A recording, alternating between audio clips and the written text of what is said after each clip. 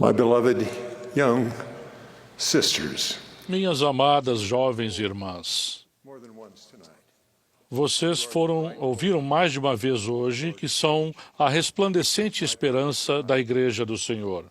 Meu propósito hoje é ajudá-las a acreditar que são. Se essa crença tornar-se um profundo testemunho de Deus, ela vai influenciar suas decisões de todo dia, de toda hora.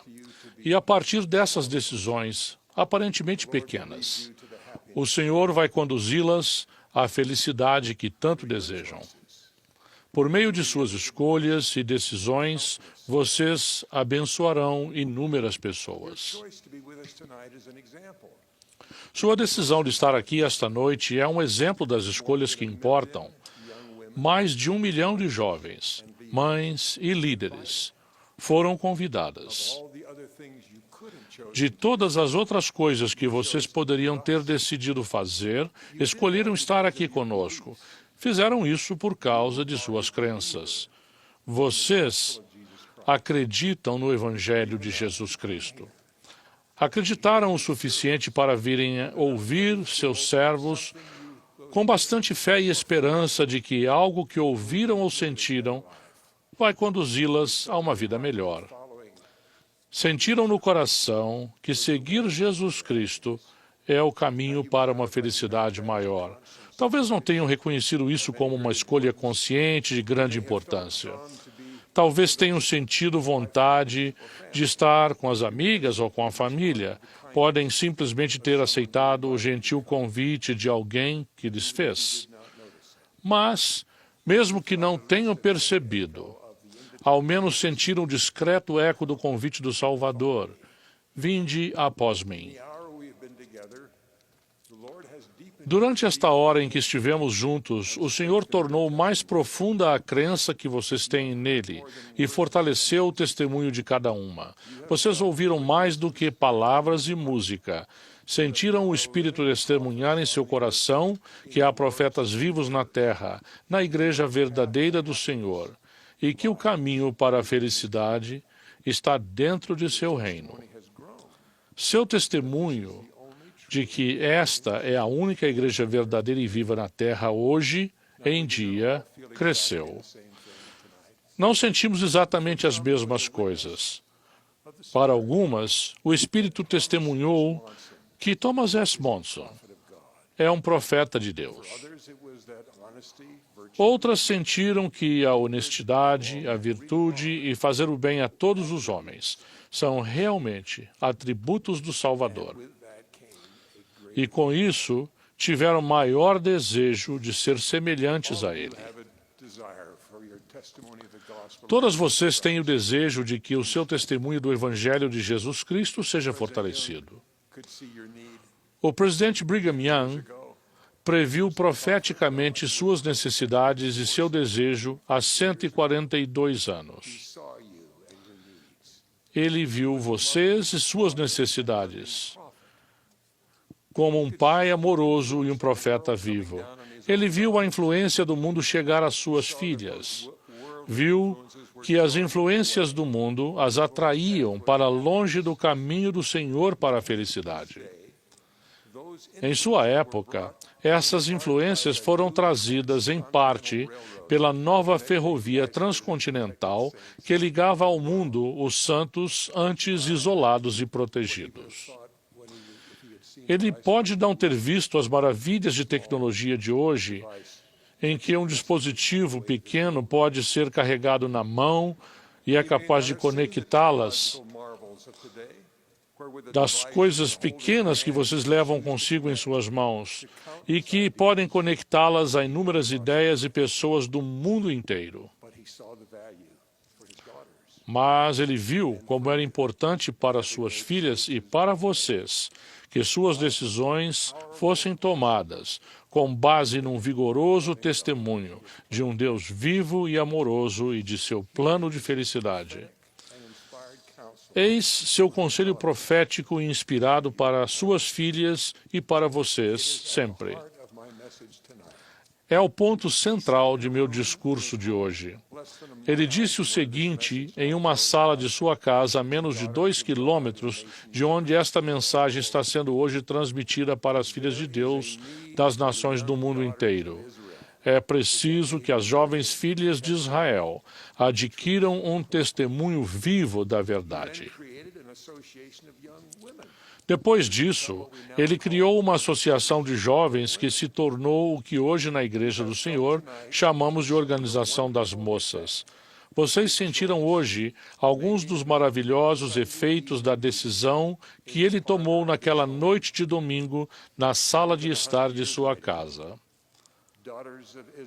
Mais de 100 anos depois, as filhas de Israel do mundo inteiro têm o desejo de ter o seu próprio testemunho vivo da verdade.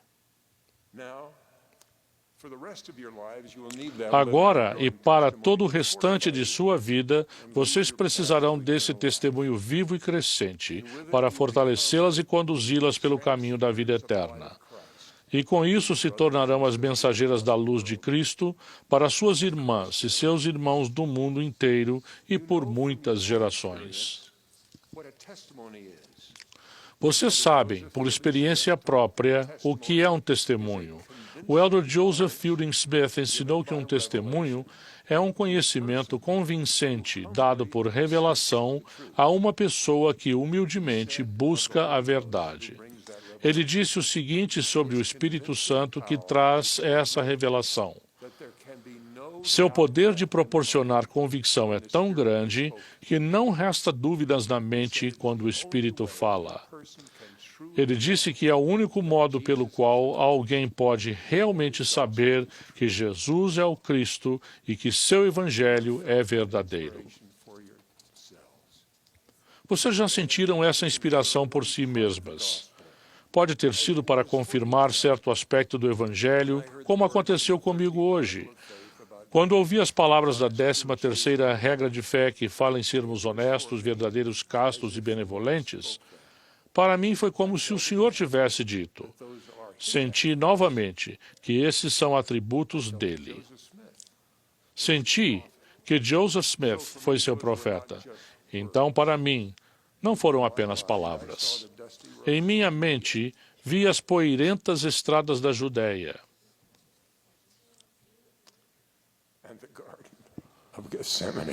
E o jardim do Getsemane. Em meu coração, senti parte do que Joseph pode ter sentido ao ajoelhar-se perante o pai e o filho em um bosque de Nova York. Não pude ver na mente uma luz mais brilhante que a do sol do meio-dia como ele, mas senti o calor e o assombro de um testemunho.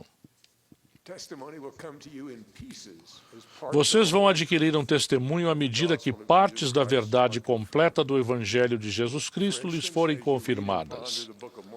Por exemplo, ao lerem o livro de Mórmon e ponderarem sobre ele, alguns versículos que leram antes parecerão novos e lhes trarão novas ideias. Seu testemunho vai crescer em extensão e profundidade, à medida que o Espírito Santo confirmar que são verdadeiros.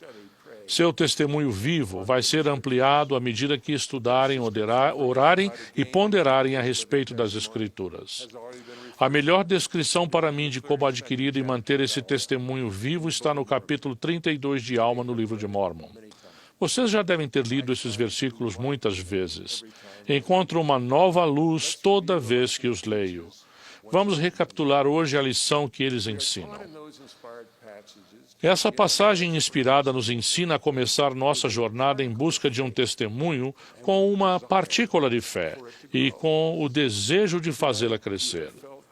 Hoje vocês sentiram fé e tiveram esse desejo ao ouvirem discursos tocantes sobre a bondade do Salvador, sobre sua honestidade e sobre a pureza que seus mandamentos e sua expiação nos possibilitam ter.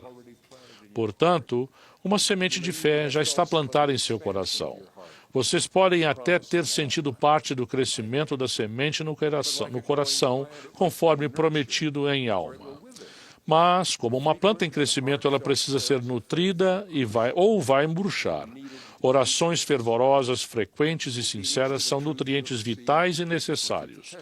A obediência à verdade que receberam vai manter seu testemunho vivo e fortalecê-lo. A obediência aos mandamentos faz parte da nutrição que vocês precisam oferecer a seu testemunho.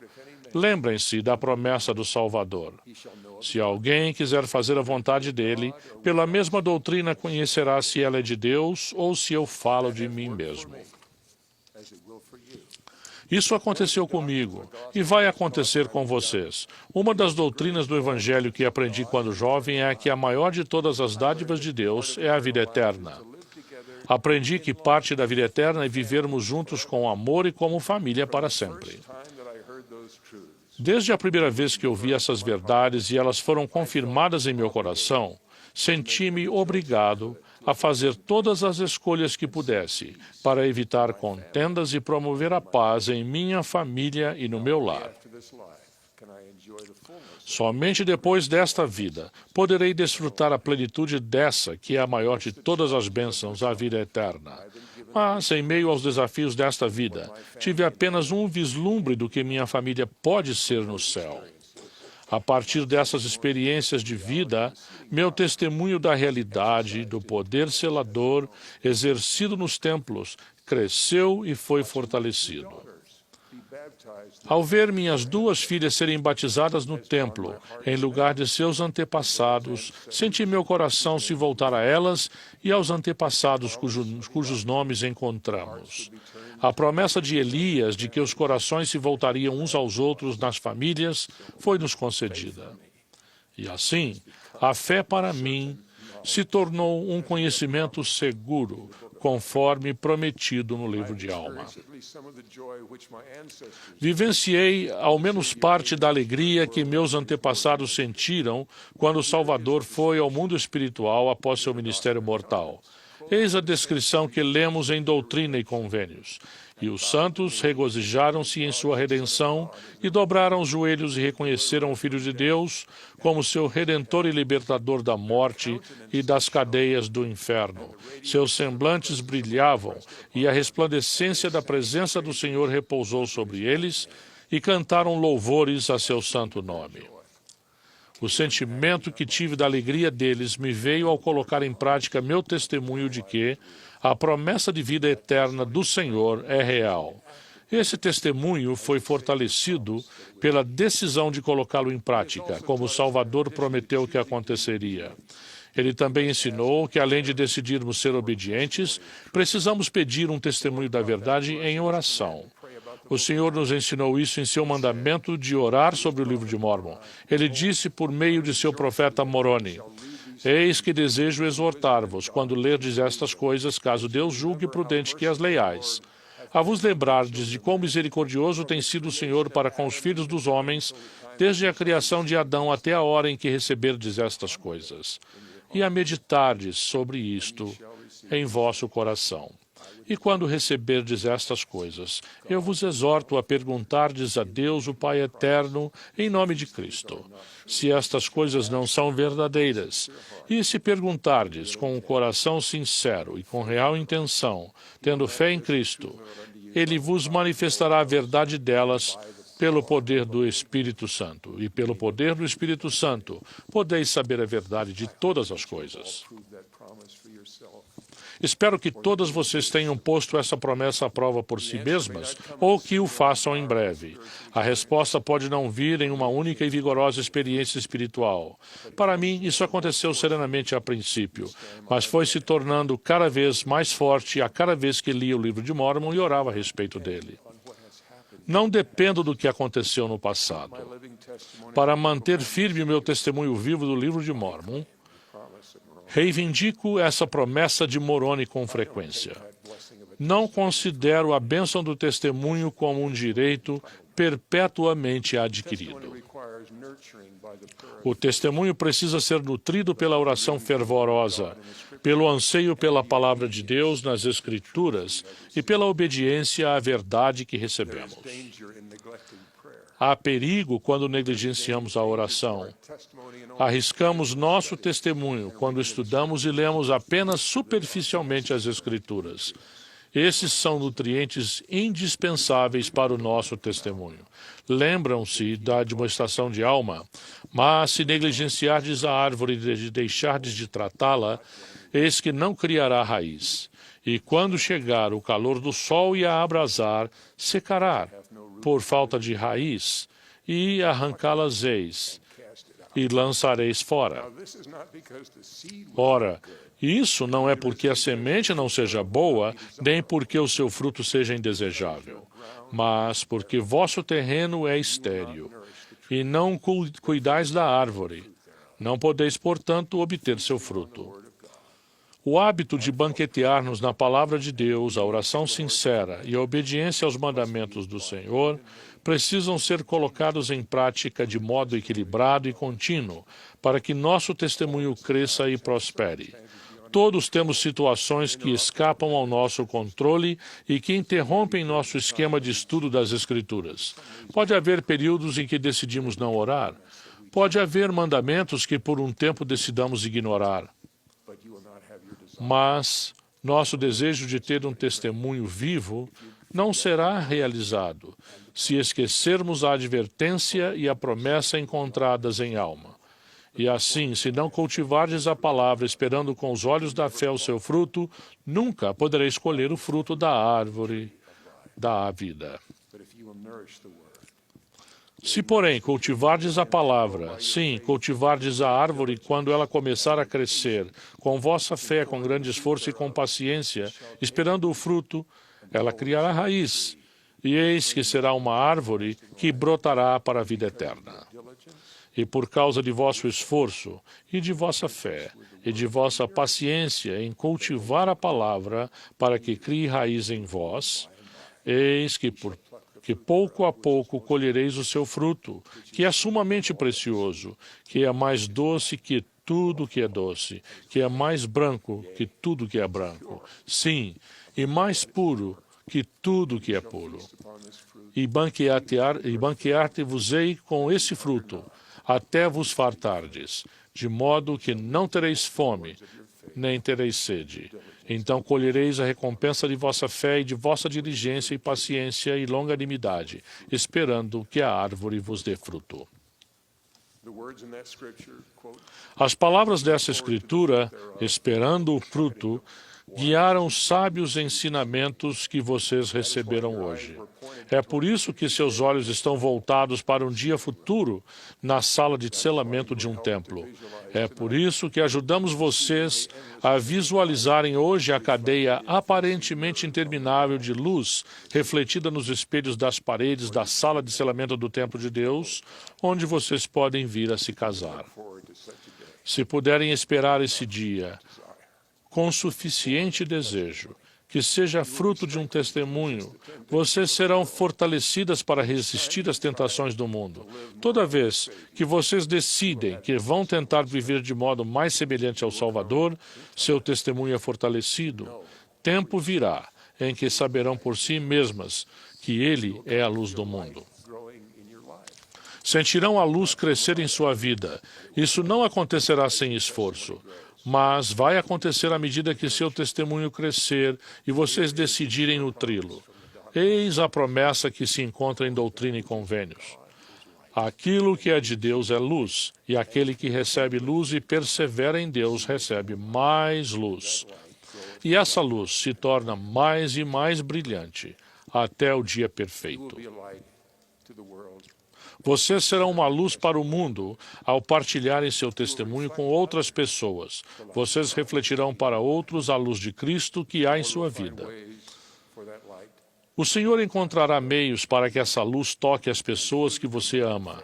E por meio da fé e do testemunho combinados de suas filhas, Deus tocará a vida de milhões em seu reino e em todo o mundo com sua luz. In your testimony and your choices. Em seu testemunho, em suas escolhas, está a esperança da Igreja e das gerações que seguirão seu exemplo de ouvir e aceitar o convite do Senhor. Vinde após mim. O Senhor conhece e ama vocês. Deixo com vocês meu amor e meu testemunho. Vocês são filhas de um Pai Celestial, amoroso e vivo.